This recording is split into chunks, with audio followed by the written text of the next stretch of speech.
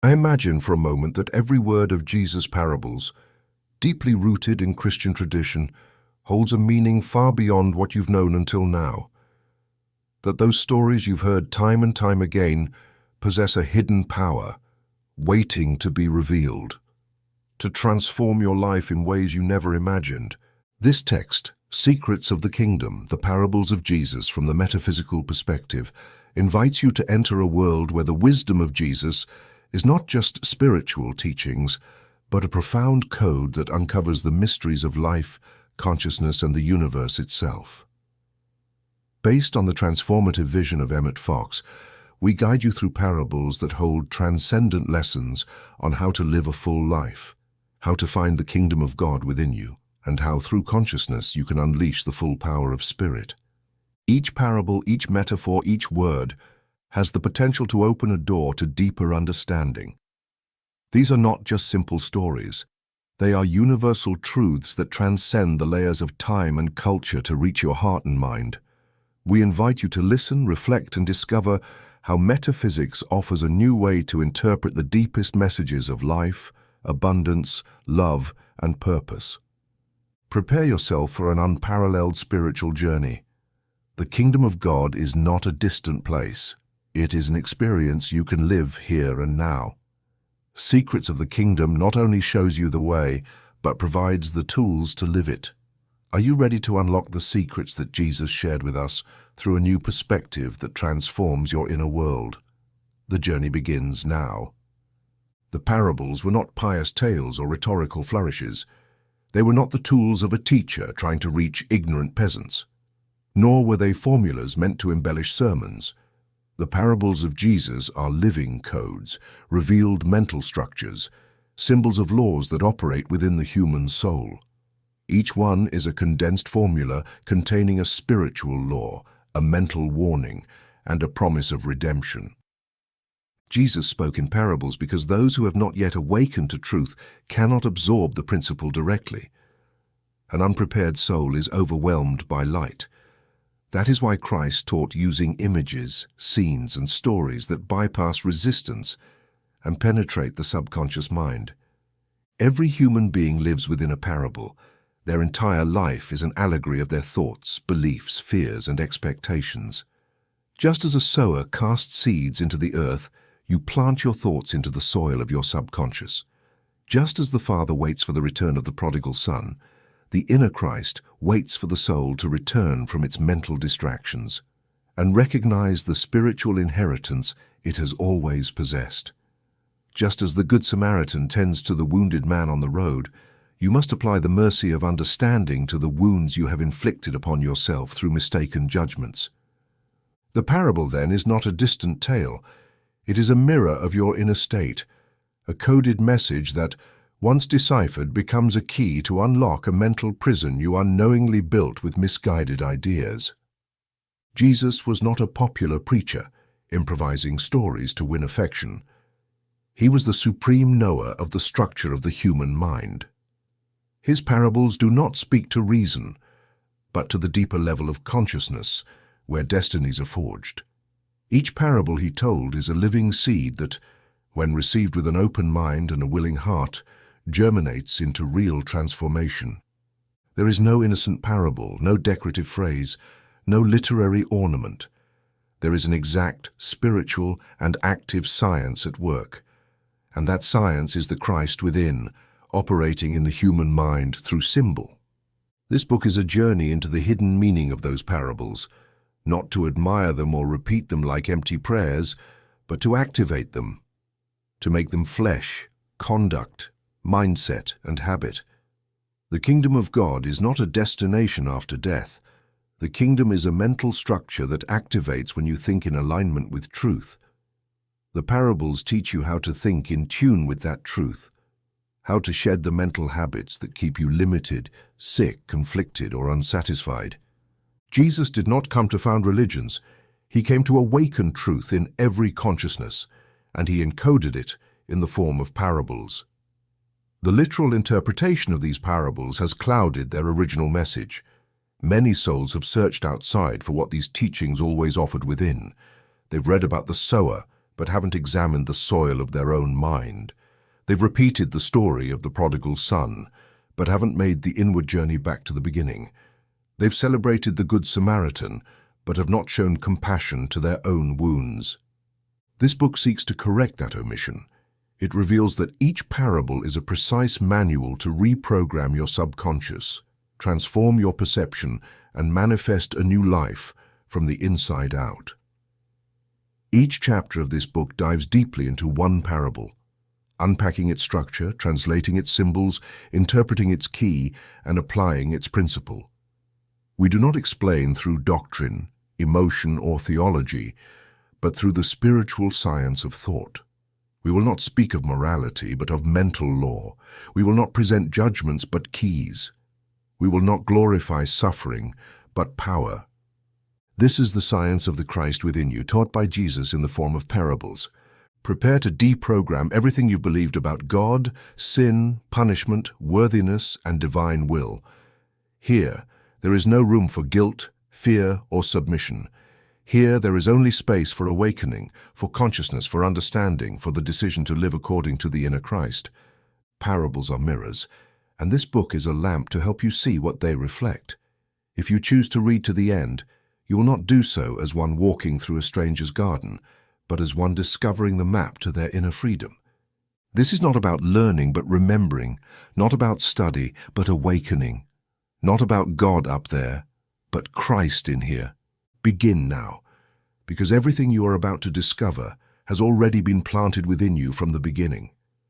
And this book is the water that seed has been waiting for.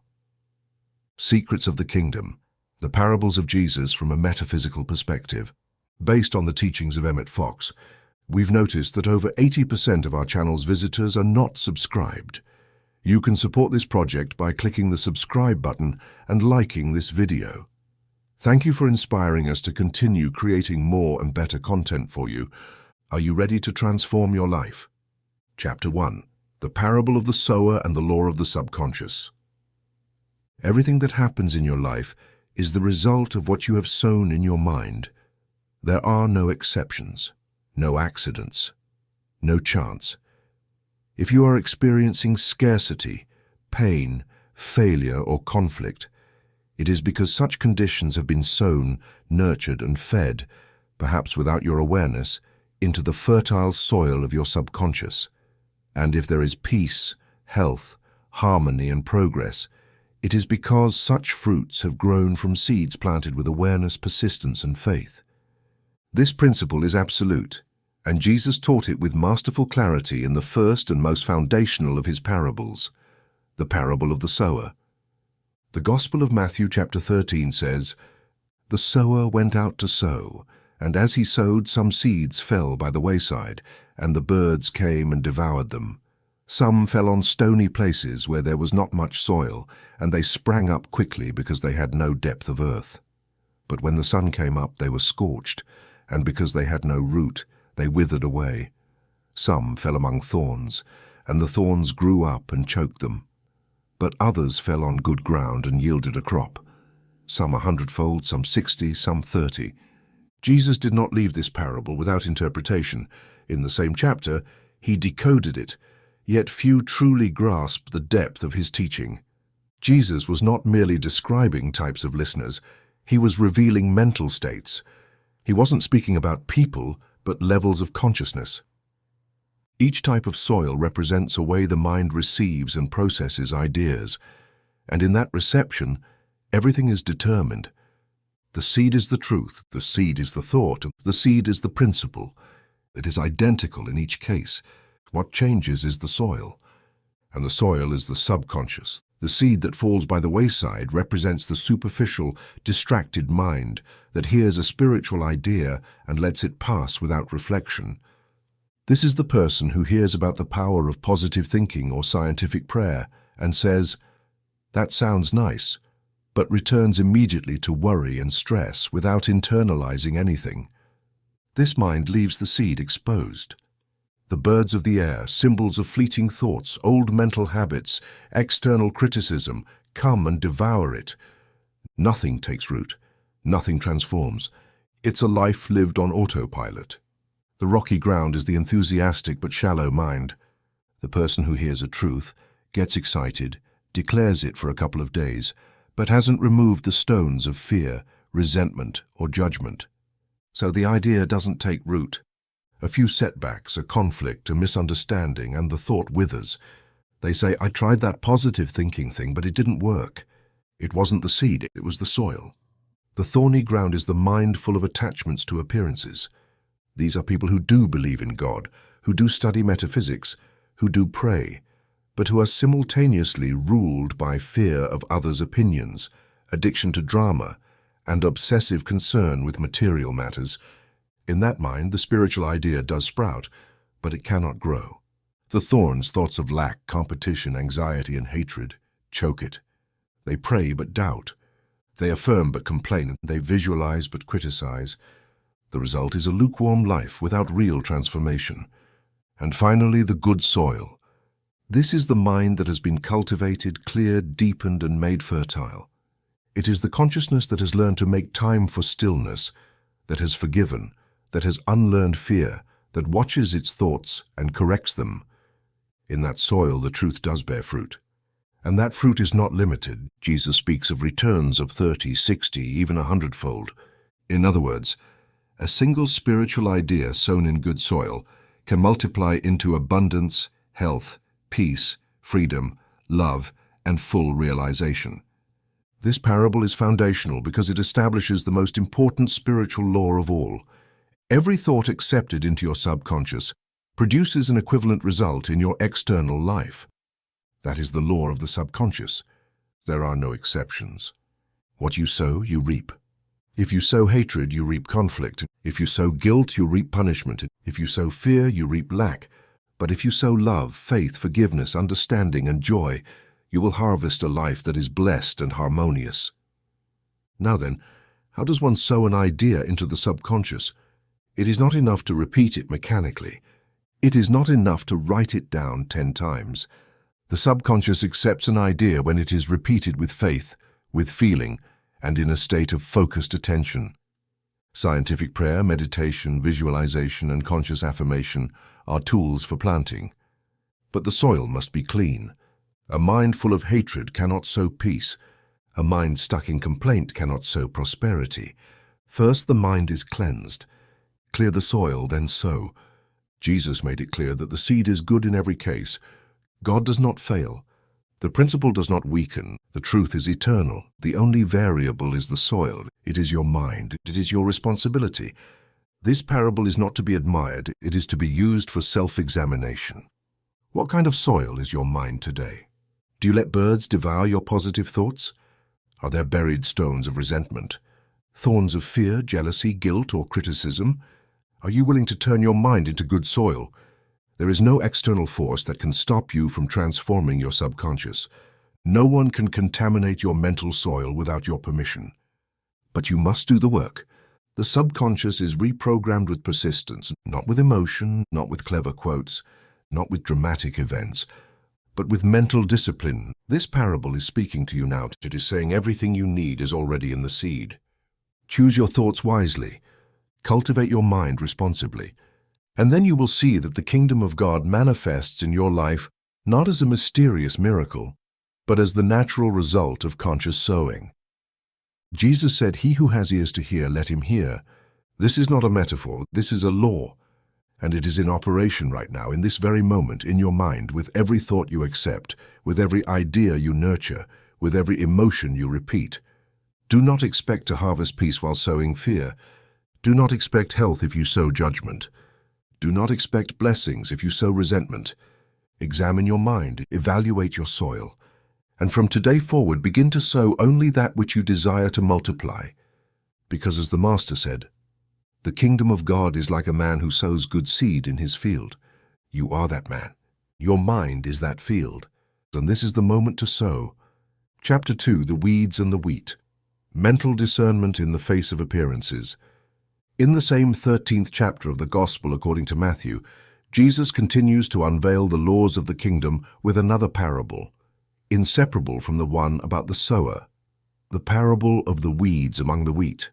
This time it is no longer just about the act of sowing, but about what happens once the process of spiritual growth has begun. Even a mind that has sown correctly, that has received the truth and nurtured it with faith, may still face a greater challenge: the simultaneous appearance of both positive and negative outcomes. And if this law is not understood, the soul may grow confused and abandon its path precisely when it most needs to remain steadfast. The parable says, "The kingdom of heaven is like a man who sowed good seed in his field. But while men slept, his enemy came and sowed weeds among the wheat and went away. When the plant sprouted and bore grain, then the weeds also appeared. So the servants of the owner came and said, 'Sir, didn't you sow good seed in your field? Where then did the weeds come from?' He said to them, 'An enemy has done this.' The servants asked, 'Do you want us then to go and pull them up?' But he said, 'No, lest while gathering the weeds you uproot the wheat with them. Let both grow together until the harvest. Then at the time of harvest I will say to the reapers, First gather the weeds, bind them in bundles to be burned, but gather the wheat into my barn.'" Here, Jesus reveals a fundamental principle of mental work. The wheat and the weeds grow together for a time. This means that in human experience, correct thoughts and erroneous ones may coexist. Harmonious manifestations and disturbing ones may appear simultaneously, yet this does not mean that spiritual work has been in vain.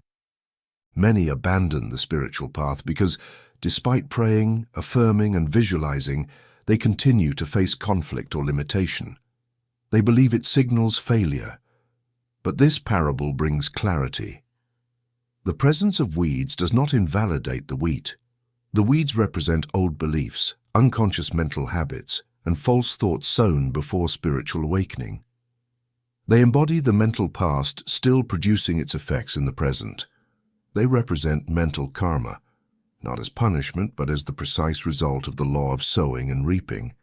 The weeds also symbolize misleading appearances that arise to test faith.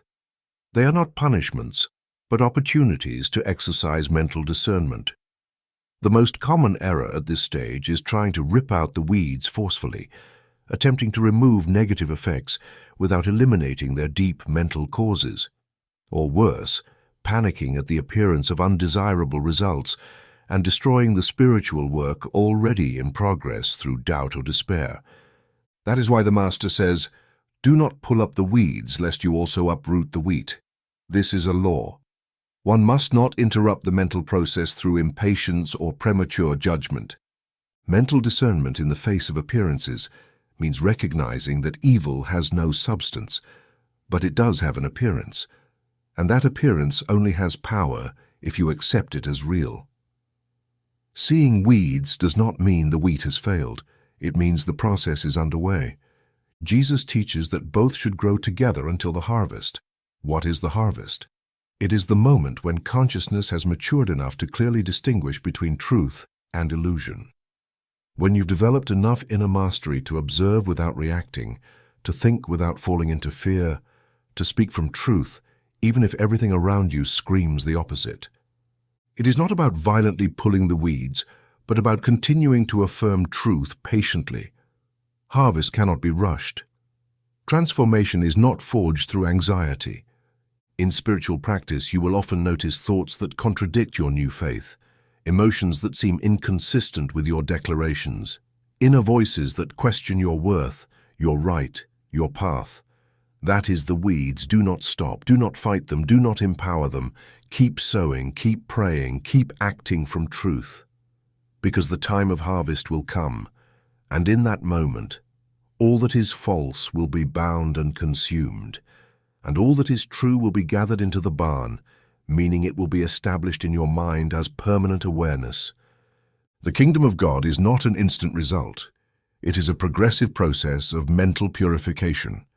And during that process, the weeds appear to be observed, understood, and gently discarded. Error is not fought.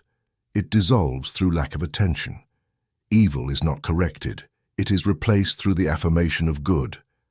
That is why, in the face of weeds, Jesus does not say rebuke them or tear them out.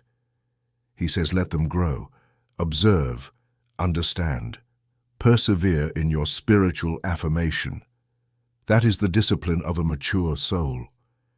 This parable also shows that the mind must be constantly watched.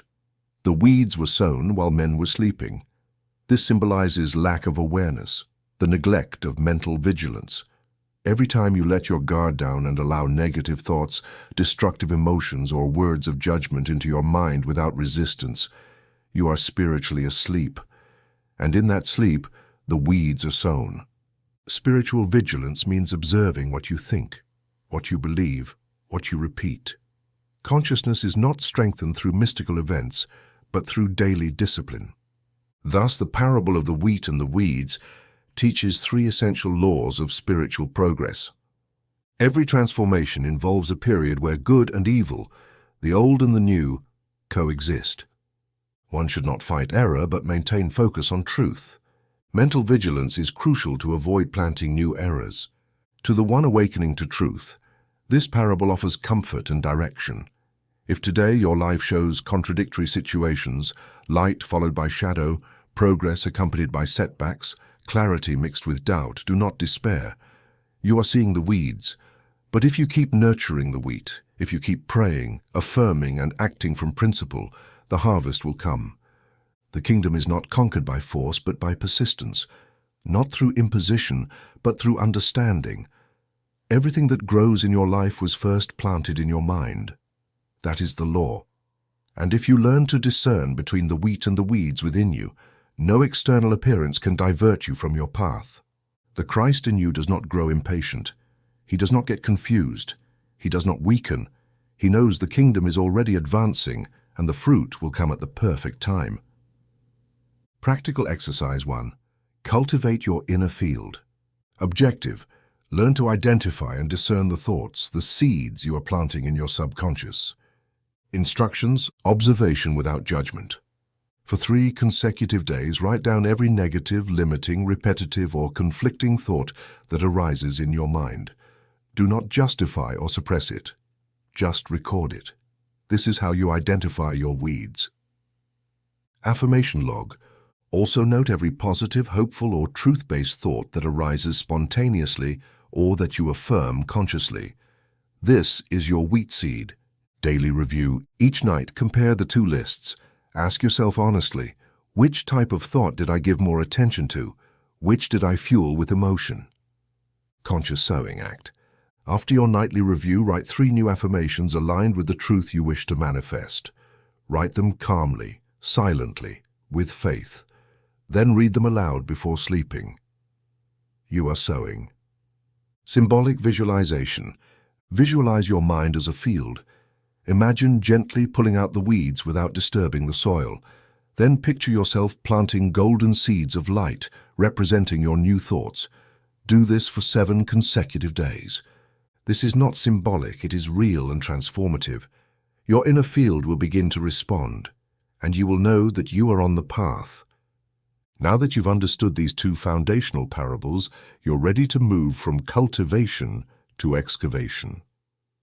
In the coming chapters, we'll discover how to unearth the hidden treasures already buried deep within your consciousness. Because what you seek is not far away, it is within, simply waiting to be found. Chapter 3. The Hidden Treasure, Discovering Your Latent Potential. Most human beings walk through life like someone dwelling on sacred ground without knowing it. They live as spiritual paupers, unaware that just beneath their footsteps sleeps an immense power, a boundless wealth, a radiant source of health, joy, and fulfillment. They dwell upon their own treasure, yet they have not discovered it. Not because it is far away, not because it is inaccessible, but because it is hidden in plain sight. This is the teaching contained in one of the shortest, yet most powerful parables of Jesus, the parable of the hidden treasure. Matthew 13:44 says, "The kingdom of heaven is like a treasure hidden in a field, which a man found and hid. And for joy over it, he goes and sells all that he has and buys that field." The parable does not linger on embellishments.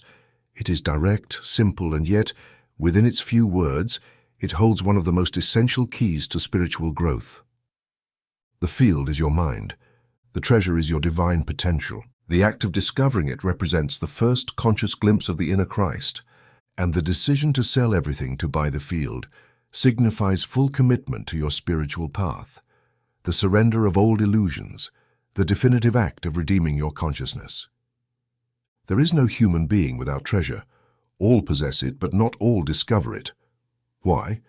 Because the treasure lies buried under layers of false beliefs, destructive mental habits, inherited judgments, unhealed wounds, borrowed ideas. These layers obscure the real power within you. It is not about acquiring the treasure, for it is already yours by divine inheritance. It is about unearthing it, removing what covers it, revealing it. The parable says the man finds the treasure by chance. This is a spiritual clue. Often awakening begins with a crisis, a question, a nameless longing. It does not arise from intellectual effort, but from the soul's yearning. One day, in the middle of your routine, a phrase shakes you. A book calls to you, a prayer pierces through, a painful moment forces you to look deeper within, and then, without fully understanding how, you glimpse something different. A quiet strength you didn't know you had, an inner peace that doesn't come from the outside, a sudden clarity that you didn't reason through. That is the sign you have touched the treasure. You don't yet possess it, but now you know it exists.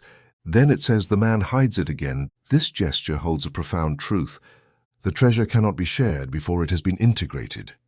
The initial excitement must be transformed into discipline. There is a silent, almost secret stage in which the soul withdraws from the external world to work inwardly. This is not escape. It is consolidation. The treasure is not to be displayed but embodied. Wisdom is not preached but lived, and for that one must first buy the field. Here comes the crucial moment. The man goes and sells all he has to buy the field. This is the step many are unwilling to take. They want the treasure but not the cost. They want peace but refuse to give up criticism. They want prosperity but won't release fear. They want health but won't let go of guilt. They want to live in truth yet still defend old lies. The spiritual law is clear. The treasure cannot be possessed until the field is purchased. And the field is bought by letting go of what no longer serves. The price to pay is not suffering. It is not religious sacrifice in the traditional sense. The price is the surrender of false ideas, the voluntary release of every thought not aligned with truth. To sell all you have means to let go of identification with ego, with personal history, with the limited vision of self. It is not renouncing the good but the useless, and not impoverishment but purification. And whoever does this does it with joy, the parable says, not as one who loses but as one who invests, because they know what they are gaining. This parable reveals that the kingdom of heaven is not a place but a state of consciousness. It is not in the future nor in another dimension. It is hidden within you, waiting to be revealed. It is not for the chosen few, nor does it require intermediaries. It only demands willingness, discipline, and a genuine desire for transformation. And upon finding it, everything changes. Because this is not an ordinary treasure. It is not an accumulation of external things. It is the revelation of your divine nature, your identity as a child of God, and your unity with the source. It is the awakening to what has always been in you. Many search outside for what they already possess within. They seek approval, security, meaning, direction. But all of that is in the treasure. Yet they will not find it as long as they cling to the surface of the field. They want the field to bear fruit without digging. And while they do not dig, they will keep saying, "My life is a desert." Truth is not revealed to the superficial mind. It is revealed only to those willing to dig, to break patterns, release the unnecessary, and commit to the inner quest. Jesus didn't say the man bought the treasure. He said he bought the field, because the treasure cannot be bought. It has no price. It is free because it is yours by divine right. What is acquired is mastery over the field. That is, mastery over the mind. No one can give you the treasure, but you can train your mind to uncover it. That is the spiritual task. And it begins with a firm decision to stop looking outward and begin working within. If you are hearing this with an open heart, it is because you have already glimpsed the treasure. Perhaps for a moment, perhaps in silence, and perhaps in pain, and perhaps in a sudden prayer or an unexpected insight. Do not let it slip away. Do not forget it. Do not dismiss it. Return to it. Hide it if you must, but devote yourself to it.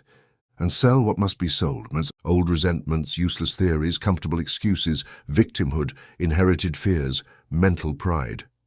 Because when you buy the field, the treasure will be yours forever, not by merit, but by truth. The latent potential in you is infinite. Everything you need to live in harmony, prosperity, and wholeness is already within. The Christ in you does not need to be created, only recognized. You don't have to fabricate it, you only have to reveal it. And the tool for that revelation is your daily decision, to think from truth, to act from love, and to live from the principle. You have found the treasure. Now it is your turn to buy the field. The kingdom is within you. Let us dig. Chapter 4, the pearl of great price, the true identity of the self. Human life begins wrapped in ignorance. Most people are born, grow, and die without ever understanding who they truly are. They identify with their name, their story, their body, their emotions, their wounds, their achievements, their mistakes. They see themselves as someone who struggles, someone who suffers, someone trying to survive. And in that process of mistaken self-image, they live estranged from their spiritual origin, disconnected from their divine purpose, unconscious of their inner power. This condition, so widespread, is the root of most human suffering, because when a person forgets who they live as what they are not. And all suffering is born from that lie. Jesus knew this. That's why he insisted time and again on speaking of the kingdom of God, not as a future promise, but as a present reality, hidden, intimate, alive. And to explain the importance of discovering that true identity, he taught the parable of the pearl of great price. The kingdom of heaven is like a merchant seeking fine pearls. When he found one pearl of great value, he went and sold all that he had and bought it. Matthew 13:45-46. At first glance, this parable seems similar to the one about the hidden treasure. Both involve discovery, renunciation, and acquisition. But there is a vital difference. In the parable of the treasure, the discovery is accidental, unexpected. In the parable of the pearl, the search is conscious, deliberate. The protagonist is a merchant, someone who has devoted his life to seeking what is valuable. He is not just any man. He is a seeker, and that makes all the difference. The pearl represents the true identity of the self, the Christ within you, the I am presence, that which does not change, does not age, does not suffer. It does not depend on others' opinions or external circumstances. Your eternal, whole, divine, perfect being, it is not a part of you. It is your essence, your real identity, not as a theological concept, but as an inner experience. It is the awareness of oneness with God, which is not obtained through merit or study, but through spiritual realization. The merchant seeks pearls, that is, he seeks value, and he has found many. Perhaps he has studied doctrines, tested philosophies, practiced methods, explored paths. He has acquired partial wisdom. He has had moments of clarity. But one day he finds a different pearl, one unlike all the others, not just another idea, another technique, or another fleeting emotion. It is the truth itself. It is the revelation of the self. And then he understands that nothing else holds the same value, that all the pearls he possessed were reflections, but not the light. And so he decides to sell everything and keep that one pearl. This decision does not refer to giving up material goods. It's not about physical poverty. It's about no longer identifying with what you are not. It means letting go of I am my body, I am my story, I am my diagnosis, I am my failures, I am what others think of me. It is abandoning the false identity. It is ceasing to build from the ego and beginning to live from Christ. This is the greatest possible renunciation, and at the same time, the most glorious acquisition. The true identity of the self is not constructed. It is recognized. It is not fabricated. It is revealed. It has always been in you, from the beginning, but it has been buried under layers of limiting beliefs, family conditioning, distorted religious ideas, emotional traumas, and mental habits. All of that forms a crust around your consciousness that prevents you from seeing the pearl you have always been. When Jesus spoke of the kingdom of God, he was speaking of that pearl. When he said, "I and the Father are one," he was speaking from that pearl. When he taught to pray in secret, to forgive without condition, to look upon the enemy with love, he was acting from that identity. To live from the inner Christ means to understand that you are not a victim of your past, nor a lost creature in an indifferent universe. It means you are an extension of love, a living manifestation of the source, a conscious focal point of the creative power. And that understanding transforms not only your behavior, but your destiny, because your actions will no longer be attempts to survive, but expressions of an unshakable inner truth. Now then, why do so few achieve this realization? Because they are not willing to sell what they have. They want the pearl, but they don't want to let go of the other pearls. The pearl of spiritual pride, of cultivated guilt, of subtle fear, of the need for recognition, of constant comparison. These are the small pearls the ego trades with, and as long as you value them, you will not see the shine of the true one. You cannot have both. Either you live from the ego or you live from Christ. The parable is clear. The merchant sold everything he had and bought the pearl. And he bought it with joy, with certainty, with conviction. Because in finding that pearl, existential doubt vanishes, the endless search ceases, and the heart is stilled. The soul that has seen its true identity no longer needs to convince anyone, nor compete, nor justify itself. It knows who it is, and from that certainty it lives, loves, serves, creates, and transforms. You are that pearl. You will not become it. You do not have to earn it. You only have to remember. All your suffering has come from forgetting who you are, from identifying with what changes, what hurts, what ages, what dies. But within you there is a part that was never born and will never die.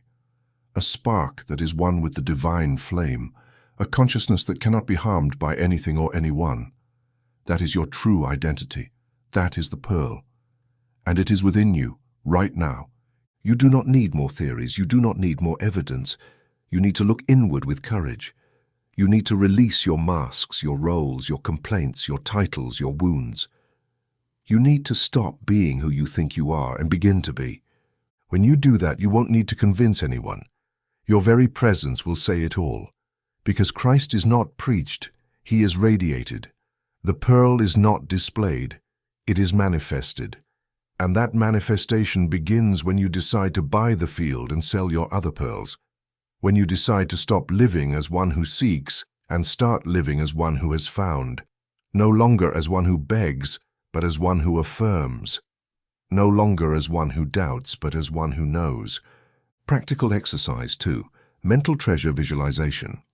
Goal: to experience the inner perception of your true spiritual identity. Duration: 15 minutes daily for 7 consecutive days. Instructions: seek silence. Sit in a place free from interruptions. Breathe deeply and release all external thoughts. Close your eyes. Gently tell your mind, silence. I am going inward. Visualize the field and imagine a wide field covered in soil. Know that this field is you, your mind, your consciousness, your inner world. Discover the pearl. Visualize your hands gently removing the soil. As you dig, something luminous begins to emerge. It is a glowing, vibrant, living pearl. As you hold it in your hands, you feel absolute peace, total certainty. You know that this pearl is you, your true self. Declare mentally, I am the pearl of great price. I am one with God. I am not my past, nor my story, nor my body. I am the living expression of the source, and I am Christ in manifestation. And remain in silence. Do not try to do anything, just feel. Allow that identity to saturate you. Let it imprint on your subconscious. When you feel ready, open your eyes and take a deep breath. Repeat this exercise each day, preferably at the same time. Mornings are ideal before entering the world's activity. This is not creative visualization. It is direct contact with your spiritual identity. If you do it with consistency and faith, something within you will change irreversibly. Now you know that you are more than you appear to be. Now you know you don't need to search far. Now you know. You are the pearl. and that knowing marks the beginning of a new life. Because the one who discovers their true identity no longer walks the world as a beggar. They walk as a bearer of light, as a child of God, as the awakened Christ. Chapter 5. The Prodigal Son, the Cycle of Deviation and Return in Consciousness. Every consciousness, without exception, undergoes a cyclical process of departure and return, a pendular movement between ignorance and wisdom, between separation and inner reunification. This oscillation is not a tragedy, nor a sin nor a punishment, but a deeply meaningful spiritual mechanism. It is the way the human soul awakens, through contrast. In distancing itself from the source, it discovers its true need. In hitting rock bottom within illusion, it longs for truth.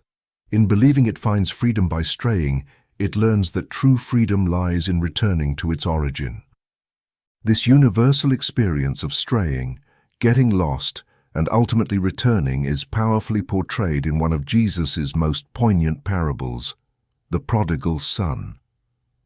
According to the Gospel of Luke, chapter 15, verses 11 through 32, a man had 2 sons. The younger said to his father, "Father, give me the share of the property that belongs to me." So he divided his estate between them. Not many days later, the younger son gathered everything he had and went to a distant country. There he squandered his wealth in reckless living. The parable continues with the younger son's collapse, his humiliation as he tends pigs, a symbol of the lowest state of consciousness, his decision to return home, the loving embrace of the father, and the elder son's complaint about the generosity shown to his returning brother. Each of these elements contains profound mental symbolism we must explore. The younger son represents the part of our consciousness that chooses to experience separation.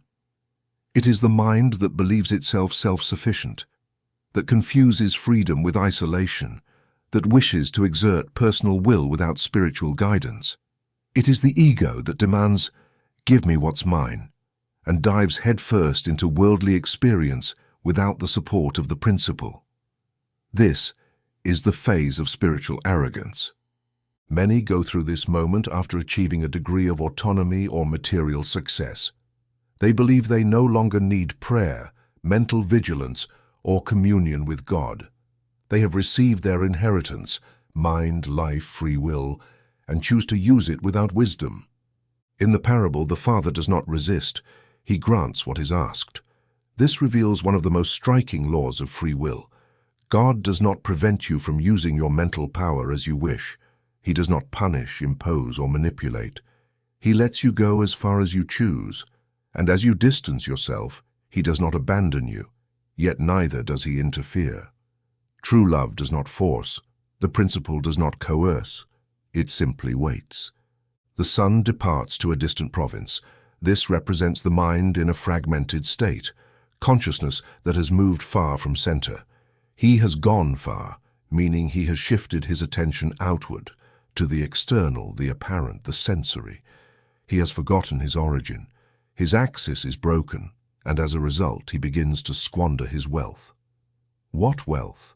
His mental faculties, his vital energy, his creative power, his clarity, his inner peace. Anyone who lives distant from the Christ within inevitably wastes their spiritual inheritance. Then comes a great famine. The metaphor is perfect. Sooner or later, a mind without the principle falls into scarcity, not because God punishes, but because it has severed itself from the source. This hunger represents inner emptiness, chronic dissatisfaction, the compulsive pursuit of pleasures that never fulfill. It is the soul exhausted from trying to live from the ego. And at that moment, when everything fails, when neither the world nor its promises offer relief, the true awakening begins. The parable says, "Coming to himself, the son said, 'I will arise and go to my father.'" That moment is crucial. It is the inner turning point, the moment when consciousness realizes it has lost itself. This is not about moral remorse, but spiritual clarity. The son does not return out of punishment, but from understanding. He has tasted illusion and recognized its emptiness. He has lived separation and remembered he belongs to unity. The return is intimate. There is no parade, no witnesses, only the soul and its decision. It is an inward journey, a renunciation of pride, of self-sufficiency, of the false self. It is the way back home. And upon arrival, something happens that transforms every human vision of God. The Father runs to meet him, embraces him, clothes him, restores him. He does not interrogate. He does not scold. He asks for no explanations. Because God does not punish error, he simply dissolves it when the soul returns. The Son does not have to explain what he lived. He only has to accept being received. Here, a transcendent spiritual law is revealed. Conscious return to the principle is always honored with immediate restoration. There are no steps, no trials, no penance. In the very moment you recognize your error and choose to return to truth, that truth clothes you with its power, its peace, its original dignity. It does not matter how far you have fallen, how much you have forgotten. The Christ within you keeps no record, demands no debt. It only awaits your decision, and once you choose, all is restored. The ring, the robe, the sandals, the feast, all represent the recovery of full spiritual consciousness. The ring symbolizes mental authority, the robe, inner purity, the sandals, mastery over appearances, the feast, the soul's celebration of its return to center. This is not decorative symbolism, it is an operational law. When the soul returns to the inner Christ, what seemed lost begins to be restored. The elder son, in turn, represents the moralistic mind, the spiritual ego that believes it deserves more for having stayed physically close, yet never truly understood the Father's love. It is the rigid consciousness that judges, compares, and demands external justice.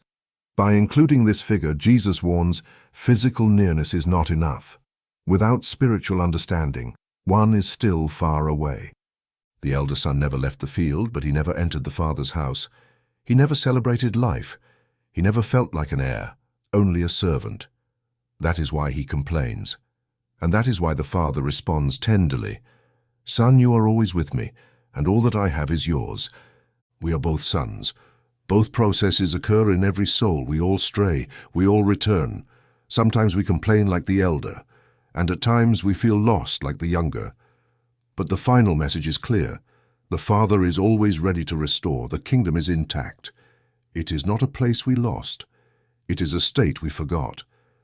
And the return is now. Each time you choose to think from love and not from fear, you are returning. Each time you choose to forgive instead of judge, you are returning. Each time you affirm truth above appearances, you are returning. No one has fallen too far. No one has failed too deeply. No one is excluded. The table is still set. The ring still waits. The robe is already prepared. And all you must do is return. Return to yourself. Return to the truth. Return to the Christ within you. The cycle is inevitable, but awakening can be today, because the moment you decide, you are already on the way. Chapter 6. The Good Samaritan, Love as the Practical Law of Right Thinking. In the world of spiritual ideas, knowledge without action does not transform. Understanding without application is sterile, and right thinking, if not translated into a way of life, remains unmanifested potential. Jesus knew this. That's why when a teacher of the law asked him, "And who is my neighbor?" he didn't answer with definitions, but with a story. A story that reveals that love is not an occasional feeling, nor an emotional sympathy, nor a sentimental indulgence. It is a practical law of right thinking expressed in concrete daily conduct. That story is the Good Samaritan's. It is told in the Gospel according to Luke chapter 10. A man was going down from Jerusalem to Jericho and fell into the hands of robbers. They stripped him, beat him, and went away, leaving him half dead. A priest happened to be going down the same road, and when he saw the man, he passed by on the other side. So too a Levite, when he came to the place and saw him, passed by on the other side. But a Samaritan, as he traveled, came where the man was, and when he saw him, he was moved with compassion. And the story goes on, describing how the Samaritan stopped, tended to the wounded man, carried him to an inn, and took responsibility for his care. Jesus concludes by asking, "Which of these three was a neighbor to the man who fell into the hands of robbers?" And the law expert replied, "The one who had mercy on him." Jesus said, "Go and do likewise." The mental structure of this parable is clear. The wounded man represents the fallen, vulnerable, fragmented consciousness. The road from Jerusalem to Jericho is a symbolic descent, a gradual move away from the spiritual center into the world of illusion. The robbers are the destructive thoughts that steal peace, faith, dignity, and purpose. They are the ideas of guilt, hatred, abandonment, and failure. And they leave the soul half dead, biologically alive but spiritually disconnected. Then the priest appears, then the Levite. Both are figures of religious knowledge, dogma without compassion, theory without action. They see the wound but do not touch it. They recognize the problem but do not intervene. This is the state of mind that studies spiritual truths but does not apply them. It knows principles but does not transform life. It memorizes decrees but does not extend a hand. It is the consciousness that observes pain, its own or another's, from a distance, with judgment or excuses, and passes by. In contrast, the Samaritan, a member of a group despised by the Jews, represents the consciousness that seeks no theoretical justification but acts from compassion. He stops, he approaches, he touches, he heals, he carries. He invests time, energy, and resources in another's care, without calculation, without conditions, without religiosity. This act is not simply a good deed.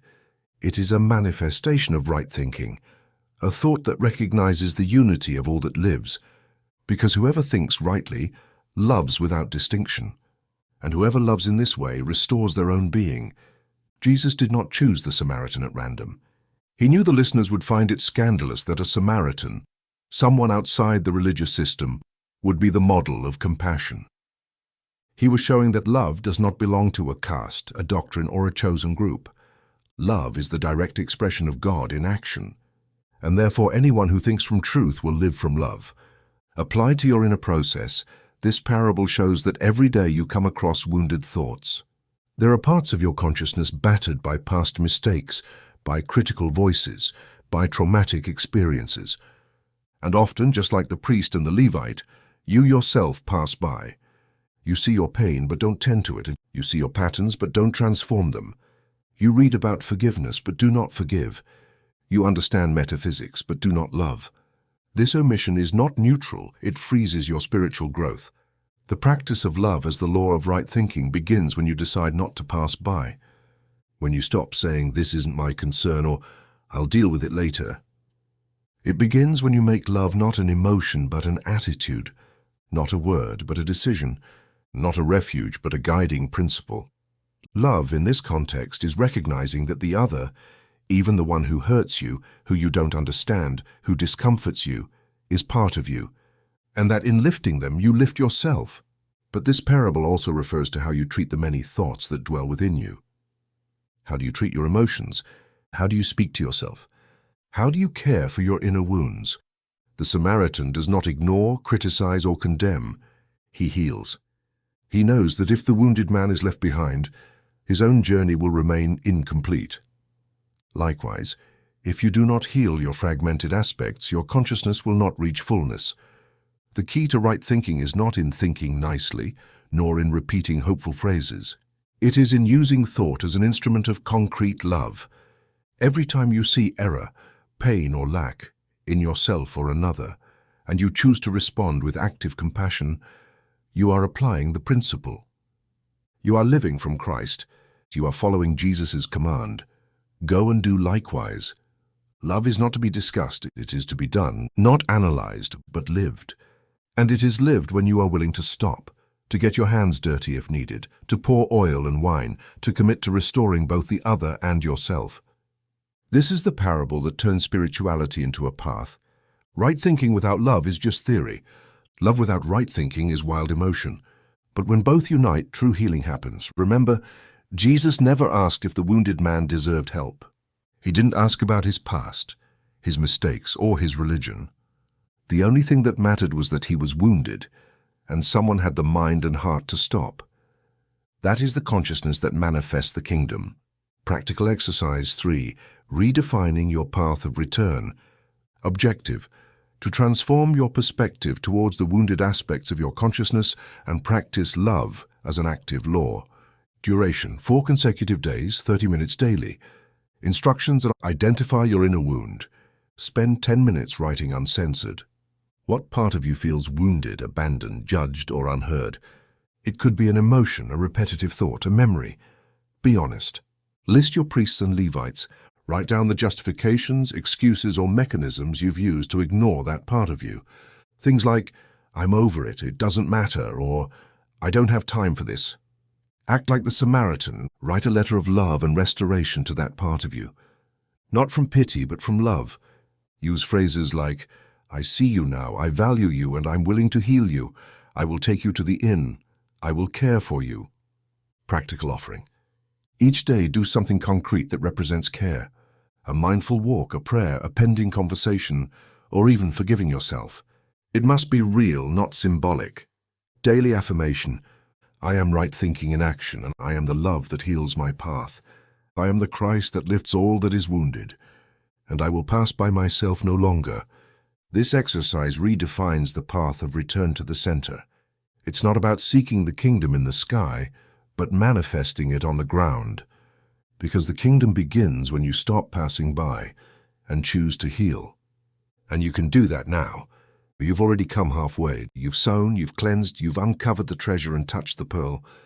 You've understood the return. Now you know that love is not an option. It is the practical law that turns thought into kingdom. Prepare to learn how to steward that inner kingdom. Because what has been revealed in you must now be cultivated with wisdom. Chapter 7. The unfaithful steward: management of ideas and spiritual responsibility.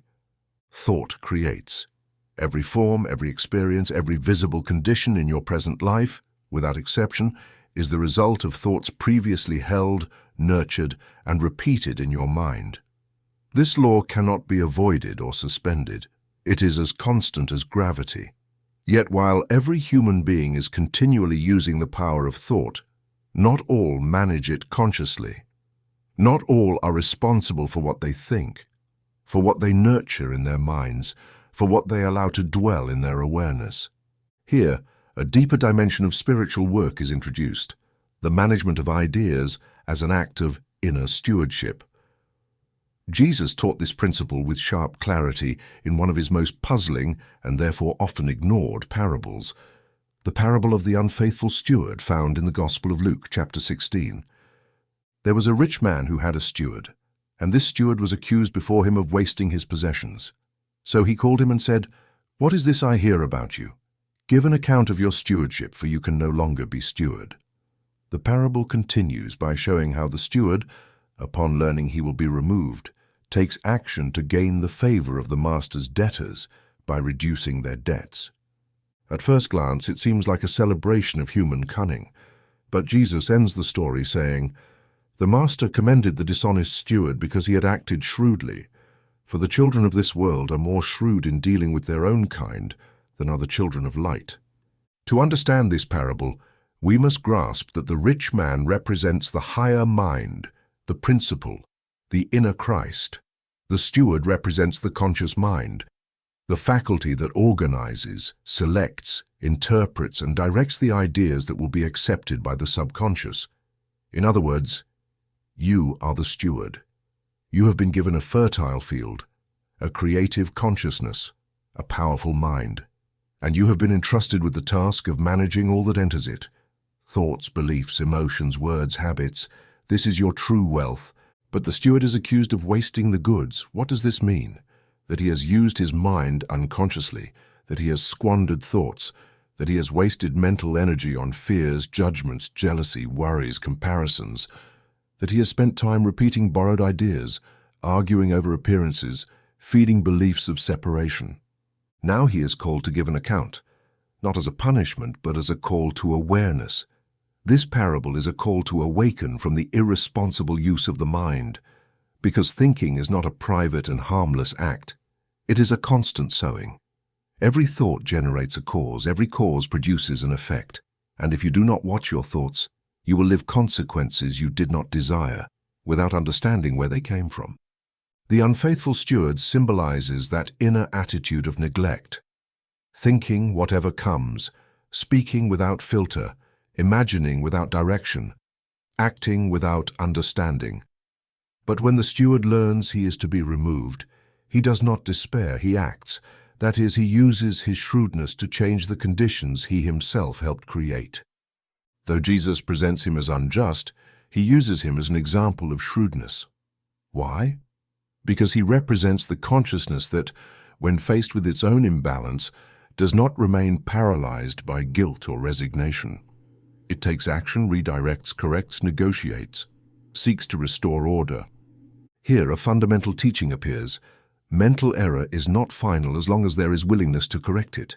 There is no thought that cannot be replaced, no habit that cannot be broken, no inner structure that cannot be redesigned. But this does not happen with vague affirmations. It happens when you become a conscious steward of your mental field.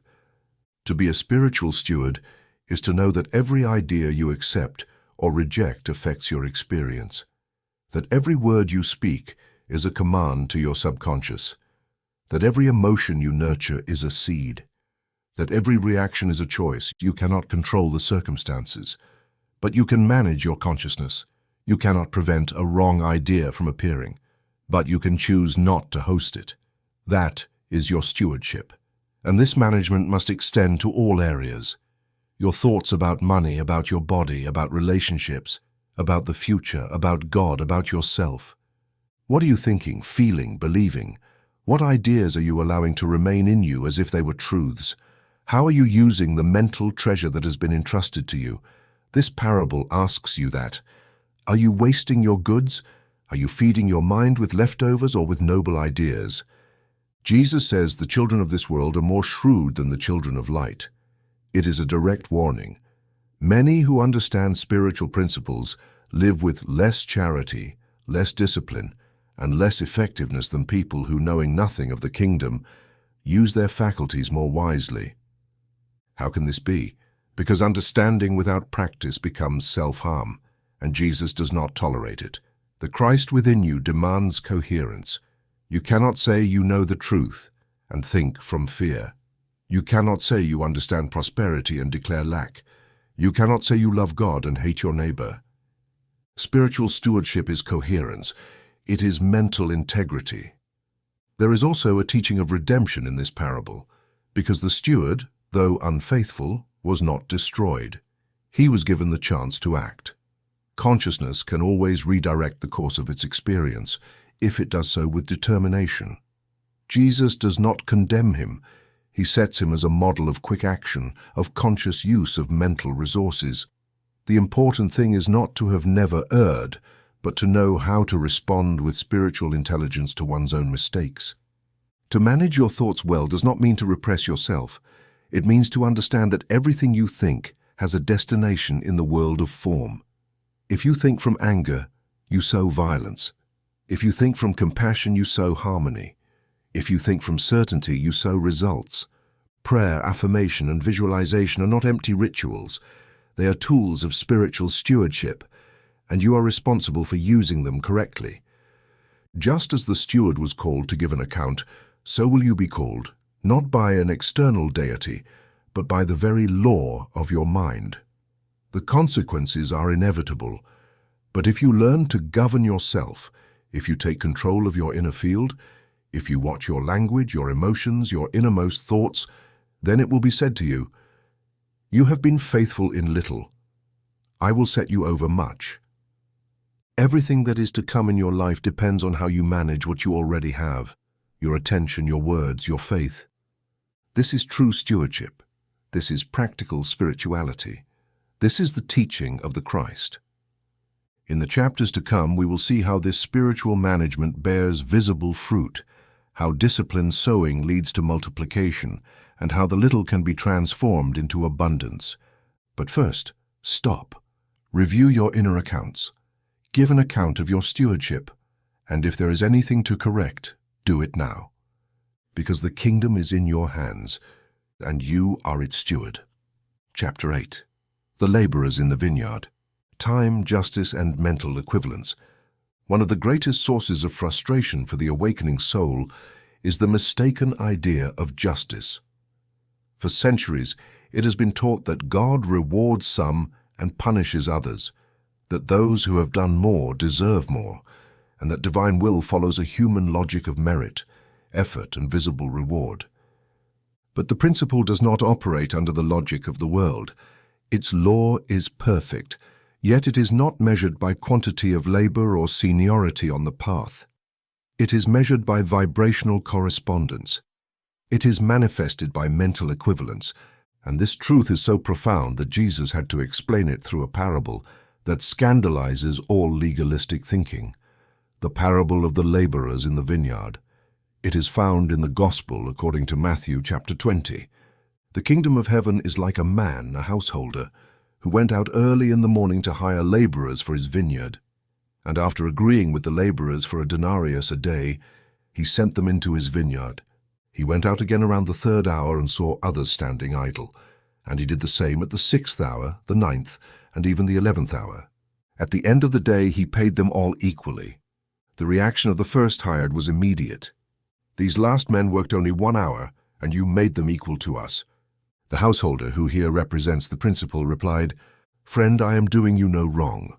Did you not agree with me for a denarius?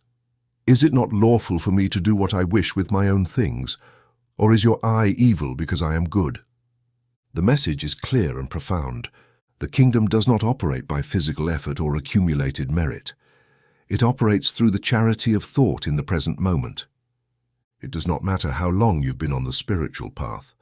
It does not matter how many books you've read, how many prayers you've said, or how many experiences you've had. If your consciousness in this moment vibrates in harmony with truth, then you are ready to receive. Because the principle does not measure time, it measures mental equivalence. This can confuse many, especially those who have made their spirituality a system of accounting. People who say, "I've worked so much on myself. Why hasn't what I've asked for manifested?" But if that complaint contains comparison, judgment, or demand, then there is no vibrational alignment with the desired good. Because the kingdom does not respond to the quantity of inner work, but to the quality of consciousness attained. Each laborer represents a type of consciousness. Those who started at dawn symbolize the souls who entered early on the path of spiritual growth, years of study and practice. Those who arrived at the 11th hour represent those who, without much preparation, arrive with pure faith, sincere desire, and total surrender in the now. And so they receive the same because they are aligned. The mistake is believing that time entitles one to more. But the principle does not respond to time, it responds to light. The denarius is the manifestation, the fruit, the result. It is the symbol of inner harvest. All receive it because all in the end aligned with the call. It does not matter whether your awakening was early or late, whether you came by tradition or crisis, whether you have years on the path or have just begun. What matters is, are you working now? Are you mentally active? Are you in the vineyard, that is, in the consciousness of unity? Here the human concept of justice is dismantled. There is no injustice in the kingdom. There is law, a law that gives to each not what they have done, but what they are being. Not what they think they deserve, but what they mentally accept as theirs.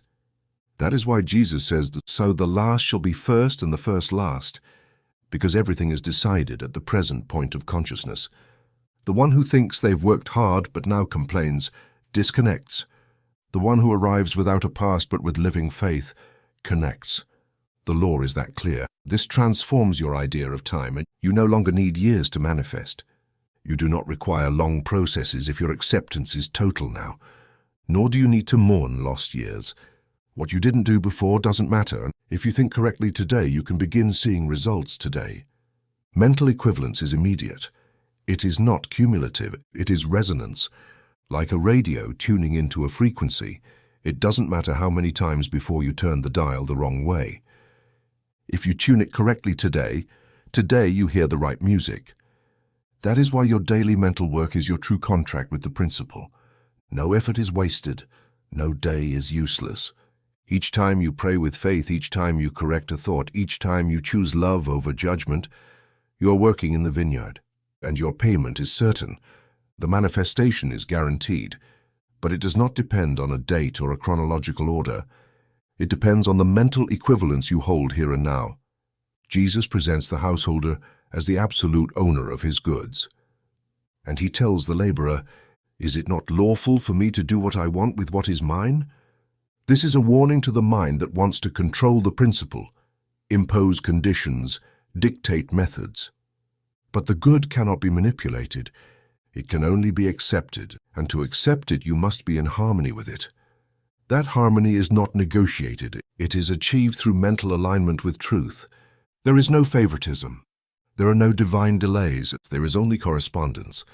This parable destroys the belief in a God who tallies, monitors, and distributes. Instead, it reveals a principle that responds with absolute precision to the quality of thought. You are not waiting for God to reward you. You are waiting to be at the mental level that allows it. And you can arrive there as soon as you decide. Practical exercise 4. Your daily mental work. Goal: train the mind in the continual practice of alignment with the law of good, without judgment or comparison.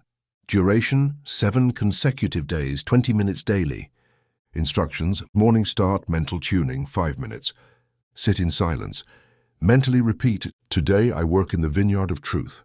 I do not compete, I do not compare, I align. The principle acts through me now." Throughout the day, judgment watch. Each time a thought of comparison, complaint, or urgency arises, why do others have it? When will it be my turn?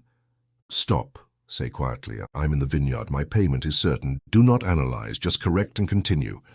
Evening record equivalence log, 10 minutes. Write 3 ideas you held during the day and their possible equivalent manifestations. Example: thought, "I'm grateful for everything I have." Manifestation: "I felt peace for no reason." Thought, "This never gets better." Manifestation: "I had an unexpected conflict." Do this every night. Over time, you'll see how all is connected. Closing affirmation. Before sleeping, repeat 3 times. "What I think now determines my harvest. I work with joy in the mental vineyard. Good belongs to me by law." This exercise brings awareness to inner work as the true generator of results. It removes you from time and anchors you in equivalence. It frees you from past and future, because the kingdom is now. You've learned to recognize the mind as the field, the treasure, the path, the stewardship. Now you know. The law of the kingdom is vibrational, not chronological. What you receive does not depend on what you've done, but on what you are being. And mental work is the only sowing that guarantees a harvest. Prepare, then, to learn how that harvest multiplies. Because if you are faithful with little, much will be manifested by law. Chapter 9. The 10 Virgins, the Watchfulness of Attention, and the Power of Persistent Thought. On the spiritual path, it is not enough to begin well. Good intentions, occasional clarity, or moments of enthusiastic faith are not sufficient. Truth does not respond to impulses or to sporadic bursts of illumination. It responds to mental persistence, to continuous vigilance, to the sustained charity of thought, because power does not manifest by accident or by luck. It manifests where there is stable attention, focused thought, and constant watchfulness. This is the essential teaching of the parable of the 10 virgins. It is found in Matthew 25, 1:13, and it reads, "Then the kingdom of heaven will be like 10 virgins who took their lamps and went out to meet the bridegroom. 5 of them were wise and 5 were foolish. The foolish took their lamps but did not take oil with them. But the wise took oil in jars along with their lamps." The story continues, describing how, as the bridegroom was delayed, they all became drowsy and fell asleep. But at midnight, a cry was heard announcing his arrival. The wise virgins lit their lamps because they had oil. The others, having none, asked for help. But it was too late. The door was shut, and they were left outside. This parable does not speak of literal weddings, external morality, or future punishment. It speaks of consciousness in a state of vigilance. The virgins represent mental faculties. The lamps represent attention. The oil is the power of persistent thought, and the bridegroom is the manifestation of the inner Christ, the spiritual realization that comes to the one who is mentally prepared to receive it. The 10 virgins all begin the same. They all carry lamps. They all share the same goal. They all walk the same path. This shows that there are no spiritual privileges. All human beings have mental faculties. All possess intuition, intelligence, will, imagination, discernment. But not all feed them. Not all sustain them. Not all keep oil in their lamps. And here lies the difference. Not in intention, but in persistence. The oil represents the accumulated substance of right thoughts, purified emotions, constant prayer, and daily vigilance.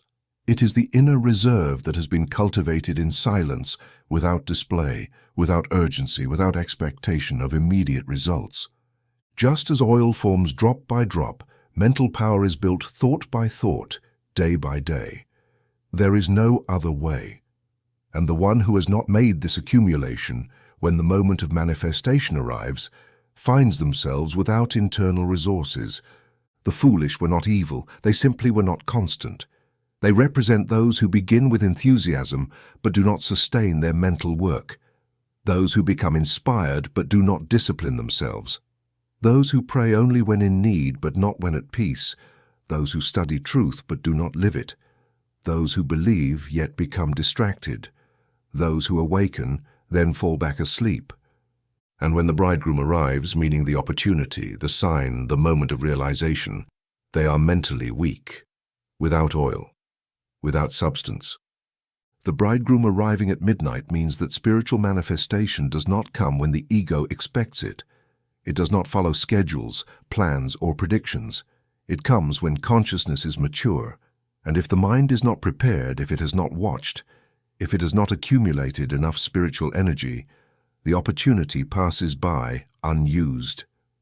Not because God punishes, but because the inner door was not ready to open. The foolish virgins ask the wise for oil, but they reply, "No, lest there not be enough for us and for you. Instead, go to those who sell and buy for yourselves." Here a strict law is revealed. Spiritual energy cannot be transferred through sympathy or compassion. Each soul must build its own vibrational field. No one can pray for you what you are not willing to sustain yourself. No one can believe for you what you deny with your emotions.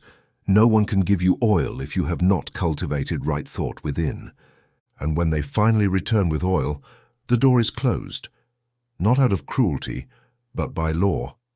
The door represents the opportunity aligned with the present moment.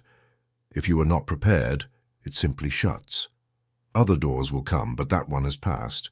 And so Jesus ends the parable with a firm phrase, "Watch therefore, for you do not know the day or the hour." To watch does not mean to be tense. It means to be present, to be aware, to be aligned. It means to think correctly, constantly, not once a week, not only in times of trouble, but every day, at every moment. To watch is to correct your thinking each time it strays. It is to never let your lamp run dry.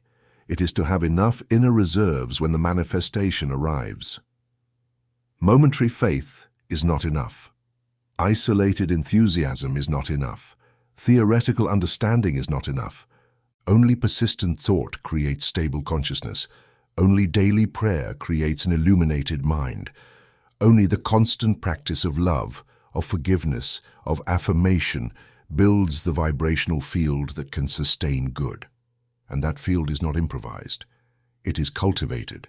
This parable reminds you that you do not know when the next door will open.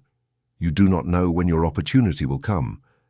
But you do know that it will come, because the law never fails. And your only task is to be ready, to have oil, to have light, to be watchful. Because if it comes and you are prepared, you will enter. And you will not enter by merit, but by vibrational correspondence. For the kingdom does not reward, it recognizes. It does not punish, it discards what is not aligned. So do not live waiting for external signs. Do not place your faith in dates, in prophecies, in circumstances. Place it in your preparation, in your inner discipline, in your mental vigilance. Christ will come to your consciousness, but he will only enter if he finds both lamp and oil. In the next chapters, you will understand how this vigilance allows you to multiply the talents you've received. and how the law of spiritual growth depends more on faithfulness in small things than on brilliance in the visible, because what determines your advancement is not how much you know, but how attentive you are. And if you decide to live watchfully, thinking rightly, feeding your lamp, you will have no reason to fear, for your light will not go out. And when the bridegroom comes, your consciousness will be open, and you will enter, because you will be one with the light. Chapter 10, The Foolish Rich Man, the Illusion of Matter, the Reality of Spirit. Human thought, when not educated in truth, tends to build its security on the visible. It believes that the more it accumulates, the safer it is. It associates abundance with material possessions and happiness with external achievements. It measures its worth by numbers, properties, objects, appearance. But in that very act, it locks itself into an invisible prison.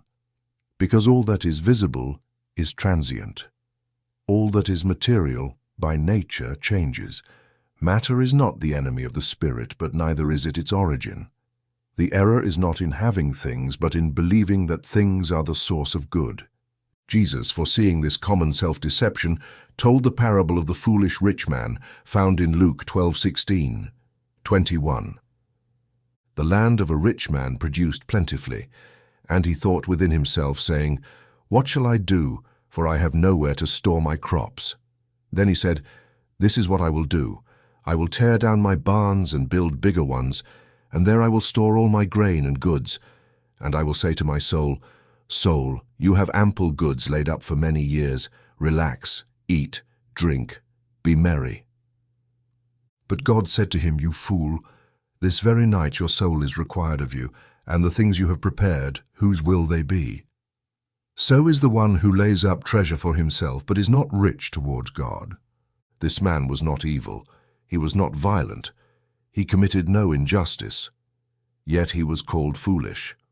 Why? Because he lived under an illusion, that his security depended on what he had, not on what he was. He had worked, yes, he had harvested, yes, but his mind was centered on having, not on being. His soul was not nourished by truth, but by external provisions. And at the least expected moment, he was reminded that the soul is not property, but purpose, that life is not about accumulating, but about expressing. This parable dismantles the world's way of thinking and reveals an inescapable spiritual law. Everything you consider your source, if it is not God, will eventually enslave you, because the visible has no power in itself. Matter is not causative, it is only effect. What you see in your bank account, in your house, in your body, in your surroundings, is a reflection, and the reflection cannot sustain you. It can only show your inner state. When the rich man speaks to his soul, he says, "Soul, you have many goods stored, rejoice." But the soul is not fed by wheat. The soul is not sustained by numbers, contracts, or physical guarantees. The soul is spiritual. It can only be nourished by love, truth, peace, beauty, and purpose. And if it is not given these, even if your barns are full, you will live with a sense of emptiness, restlessness, fragility. Because your security is placed on the unstable, the opening call is sharp. Fool, this night your soul is required of you. It is not a threat nor a punishment. It is a powerful metaphor. Life will demand an account of who you are, not what you own. Existence will ask for your level of consciousness, not your material inheritance. There will come a time, it may be illness, loss, or crisis, when the external can no longer sustain you. And if you are not rich toward God, that is, if you do not have an inner reserve of faith, clarity, spiritual identity, and deep understanding, you will feel you have nothing. The teaching is not a praise of poverty, but a call to transcend identification with the external. You can have riches and use them for good. You can live comfortably and be a channel of the principle. But if your thinking is based on possession and not on the expression of being, then you will live bound by fear. Fear of loss, fear of lack, fear of not being enough. And fear is the greatest thief of peace. When Jesus says, "So is the one who lays up treasure for himself, but is not rich towards God," he speaks of a mental choice. You can choose to build a rich consciousness or a rich appearance. You can choose to invest in your soul or only in your goods. You can choose to see God as your only source, or to see money, relationships, or status as your providers. But each choice creates a reality, and only one leads to freedom. The foolish rich man did not understand that the universe is mental, that the true granary is the subconscious, that the ideas you sow there will sustain your experience. And if you deposit anxiety, need, greed, or dependence, that will be your harvest. But if you deposit certainty, gratitude, generosity, vision, and faith, then even if the external changes, your provision will not be interrupted. Here is the great truth. Everything you need is within you, not in the bank, nor your boss, nor inheritance, nor the market, in your consciousness. If you raise your consciousness, everything else will rearrange. If you expand your understanding of the principle as source, all external things will be added, not as a reward, but as a consequence. So it is not about renouncing the material, but remembering that matter is an instrument, not a master, that your soul cannot speak with your possessions, that the kingdom enters not through accumulation, but through inner expansion. That abundance is not how much you have, but how aware you are of who you already are. Practical exercise 5. Inventory of your belief system. Objective: identify and dismantle limiting beliefs associated with matter, security, and the true source of provision. Duration: 3 consecutive days, 30 minutes daily. Instructions: make a written inventory. Answer honestly, what external things make me feel secure? What would I lose if I lost my job, my home, my image? What phrases did I hear in childhood about money, success, poverty? What idea do I have today about what sustains me? Classify your beliefs. Divide your list into 2 columns, beliefs based on matter and beliefs based on spirit. Select 3 limiting beliefs. For example, money is scarce. I need to secure myself before helping others. If I have no savings, I am not protected. Transform them into statements of truth. Good is inexhaustible. I am a constant channel of provision. God is my source here and now. Declare daily for 10 minutes, I am rich toward God. Everything I need flows to me from my enlightened consciousness. Nothing external defines me. All that is real is within me. During the day, whenever you catch yourself worried about the external, repeat mentally, Spirit is my only source. I am safe. Act from that certainty, even in the smallest detail. Share something. Release a fear. Make a decision from trust. This exercise begins to restructure your belief system, not by effort, but through understanding. Because when you understand that all visible things are only a reflection of what you hold in your mind, you stop fearing, and you begin to live with inner wealth, with freedom, with active faith. And no one can take that from you. In the next chapter, you will discover how that inner wealth becomes a seed of certainty, and how the multiplication of good depends not on how much you have, but on how you think, how you act, and how you give. Because the Spirit always rewards the faithful laborer. Chapter 11. The Unforgiving Servant, Forgiveness as a Tool for Mental Liberation. The human mind that does not forgive remains stuck in time. It lives enslaved by a moment from the past. It repeats it, feeds it, sustains it. It believes that protecting itself means remembering the hurt, that doing justice means holding on to resentment, that the memory of pain is a form of control. But it does not understand that until it lets go of that memory, it cannot move forward. Because forgiveness is not a favor you do for another. It is the only way you have to free yourself from the burden you chose to carry. Jesus taught this truth radically through the parable of the unforgiving servant, recorded in Matthew 18:21-35. The context is revealing. Peter asks how many times he must forgive, and generously suggests up to 7 times. Jesus answers, I do not say to you 7 times, but 70 times 7. Then he tells a story that dismantles any human logic about justice. Therefore, the kingdom of heaven is like a king who wanted to settle accounts with his servants. When he began to settle, one was brought to him who owed 10,000 talents. But since he could not pay, the master ordered him to be sold with his wife, children, and all that he had, to repay the debt. The servant fell on his knees, begging, Have patience with me, and I will pay you everything." Moved with compassion, the master released him and forgave the debt. But that servant went out and found one of his fellow servants who owed him 100 denarii. He grabbed him and began to choke him, demanding, "Pay what you owe me." The rest is well known. The servant refuses to forgive the other despite having been forgiven himself. The king finds out and harshly rebukes him, revoking the forgiveness he had granted. The lesson is clear. So also my heavenly Father will do to you if you do not forgive from your heart each one his brother. This parable is not a moral story. It is an accurate description of how the mind works.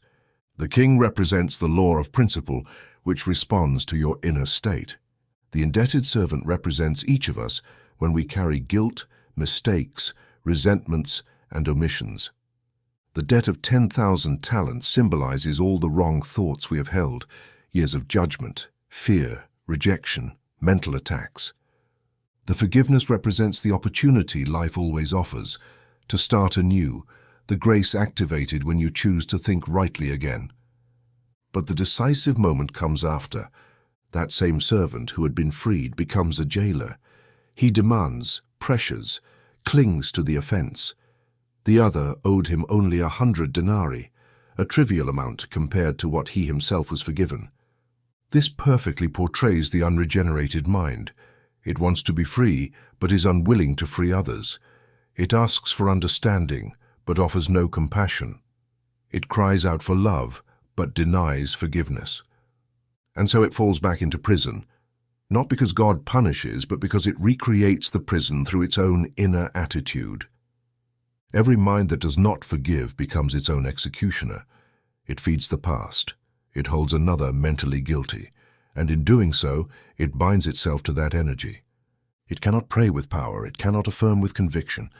It cannot visualize clearly, because resentment is a mental cloud that interferes with every creative thought. It is a distortion of truth, and while present, it blocks the Spirit's work in you. Jesus taught that prayer must begin with forgiveness. Forgive us our debts as we forgive our debtors. Not because God needs conditions, but because a mind that does not let go cannot receive. A vessel full of bitterness cannot be filled with joy. A channel clogged by judgment cannot transmit the energy of good. Forgiveness is not sentimentality. It is not weakness. It is spiritual intelligence. It is an act of mental purification. It is a cleansing of conscience, and it must be done without expecting a reaction from the other. The servant did not consult the debtor. He simply attacked him. And likewise those who do not forgive seek punishment, even if only mentally. But forgiveness needs no external recognition. It needs no reconciliation. It needs internal decision. You forgive to let go, to free yourself, to stop being your own jailer. Many resist because they believe forgiveness means justifying harm, but it does not. Forgiveness does not deny what happened. It means deciding not to keep feeding it with your mental energy. It means stopping projecting your creative power into the past. It is saying, this happened, but now I choose to think from the Spirit. And by doing so, you cleanse your vibrational field, reclaim your peace, and become fit to receive all that the kingdom has prepared for you. In the parable, the servant was forgiven unconditionally. He paid nothing. He earned nothing. He only asked. Likewise, the law of principle does not demand payment through suffering. It only requires that you think correctly. And thinking correctly means thinking from love, humility, and understanding, that the other, like you, is a soul in process, a divine spark also remembering who they are. If you want to move forward, you must let go. If you want to heal, you must release. If you want to manifest, you must forgive. There is no shortcut, because forgiveness is not just a virtue, it is a law, and until it is fulfilled, everything else is distorted. But the moment you practice it, a new door opens. Forgiveness is the access code to your next level of consciousness. Chapter 12. The Wedding Banquet. Inner Preparation and Mental Response to the Divine Call. In Christ's teaching, the spiritual experience is not a theory nor a promise for after death. It is a present, concrete, immediate reality. It is not about waiting for God to act, but about being ready to receive His presence when it manifests. This readiness is neither emotional nor intellectual. It is a sustained inner preparation, an active mental response, a state of receptive, affirmative, clear, open consciousness. Jesus taught this strongly in the parable of the wedding banquet, found in Matthew 22, 1:14. The kingdom of heaven is like a king who gave a wedding feast, and he sent his servants to call those who were invited to the wedding, but they would not come. Again, he sent other servants, saying, Tell those invited, Behold, I have prepared my dinner. My oxen and fattened cattle are killed, and everything is ready. Come to the wedding feast. But they made light of it and went their ways, one to his farm, another to his business. The story continues with the king's anger at this rejection and his command to invite anyone found on the streets. The hall was filled. But then the king saw a man not wearing wedding clothes, and he was cast out. Jesus concludes, For many are called, but few are chosen.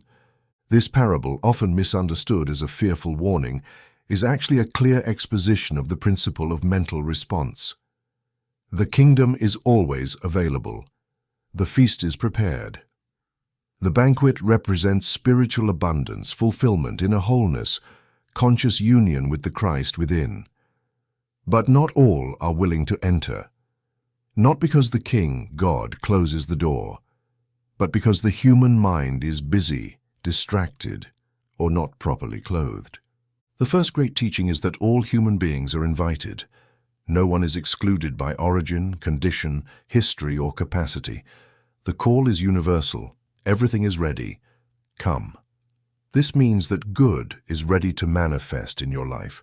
Peace, provision, love, guidance, health. You do not have to wait to be more spiritual or more deserving. You only have to be willing to enter. But many, says Jesus, did not want to come. Here there is no punishment, only voluntary rejection. The mind that lives identified with the urgency of the world, with ego, with external demands, goes back to its farm, to its business. It does not respond. The second teaching is even deeper. When the hall was filled with the new guests, those invited from the roads without prior invitation, the king found one without wedding clothes. What does this mean? That although he was called and accepted, he did not prepare himself internally for the experience. He entered the kingdom but had not transformed his consciousness. He was not wearing the garment, which here represents proper thought, the correct vibration, the mental disposition aligned with the kingdom. In metaphysical terms, this scene shows that it is not enough to repeat affirmations, attend spiritual meetings, or read metaphysical books. Being called is not enough. What determines your place at the banquet is the quality of your thinking, your internal state, your alignment. You can enter, yes, but if you bring with you thoughts of judgment, fear, separation, or spiritual arrogance, you will remove yourself from the banquet, even while seated. The wedding garment is your mentality. It is how you think, feel, and relate to others. It is how you position yourself before the principle. It is your inner reverence, your mental integrity, your respect for the spiritual energy at work. It is not a religious obligation. It is a law of vibrational correspondence. The kingdom is not imposed. It manifests where there is harmony. Many are called, actually all are called, but not all respond. And among those who respond, not all prepare themselves. This is Jesus' loving warning. Spiritual manifestation is open, but preparation is personal. No one can dress your consciousness for you. No one can do your inner work. No one can answer on your behalf. God has invited you to the banquet, but you must appear dressed in truth. Inner preparation is not asceticism, it is not effort. It is sustained attention, self-mastery, purification of thought, emotional honesty, a living relationship with the Christ within you, a relationship expressed in decisions, attitudes, thoughts, and daily choices. There is no automatic entrance to the kingdom. There is alignment, and alignment is reflected in how you think. This parable also teaches that good is inexhaustible. The feast goes on, even if some do not respond. What others reject can be received by you if you are willing. There is no scarcity in the kingdom, only lack of receptivity. Do not complain about what others do not do. Do not look at how many entered. Look if you are ready, if you are thinking with gratitude, faith, coherence, because the only door the banquet opens is in your mind. Practical exercise 6. Affirmative prayer of reconciliation. Objective: to consciously enter the mental preparation that allows receiving and sustaining spiritual good. Duration: 7 days, 20 minutes daily. Instructions: create your inner space. Every morning before speaking to anyone, sit in silence. Imagine a large illuminated hall. Visualize a generous table, an atmosphere of peace. You are invited, only you. Say this affirmative prayer: I am one with the Christ who calls me, and the banquet of good is prepared for me, and I release all resistance, all distraction, all hurry. I clothe my consciousness with truth. I'm ready, and I enter now. During the day, whenever something disturbs your peace, repeat mentally, I am at the banquet. Nothing external separates me, and my preparation is my thought. At night, briefly write how you responded to the call that day. Where were you unprepared? What thought was your garment?